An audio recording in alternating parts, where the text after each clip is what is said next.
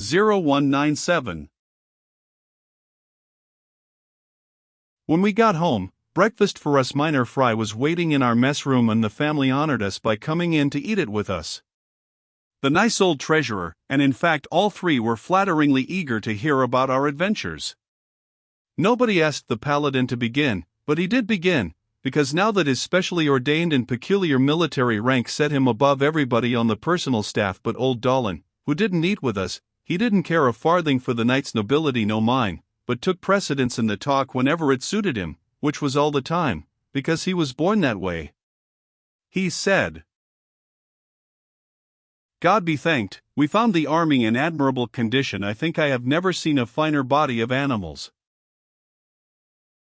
"Animals," said Miss Catherine.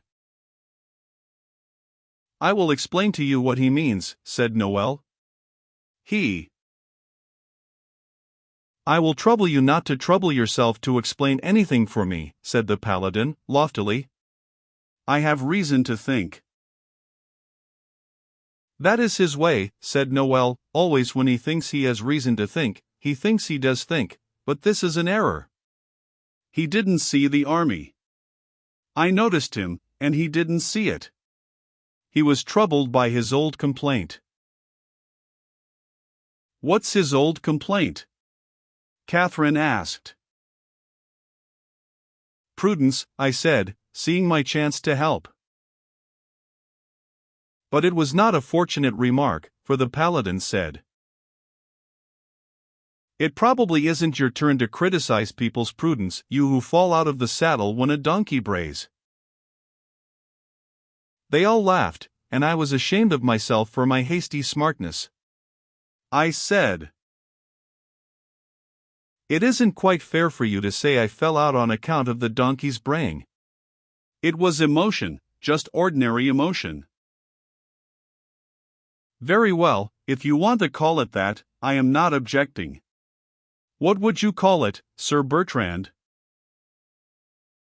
Well, whatever it was excusable, I think.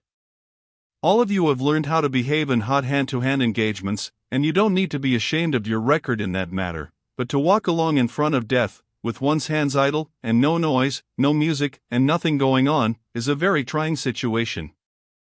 If I were you, de Conti, I would name the emotion. It's nothing to be ashamed of.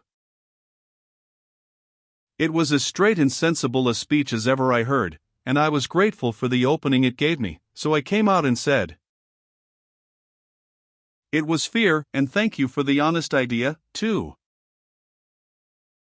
"It was the cleanest and best way out," said the old treasurer. "You've done well, my lad." That made me comfortable, and when Miss Catherine said, "It's what I think, too," I was grateful to myself for getting into that scrape. Sir Jean de Metz said, "We were all in a body together when the donkey brayed, and it was dismally still at the time. I don't see how any young campaigner could escape some little touch of that emotion."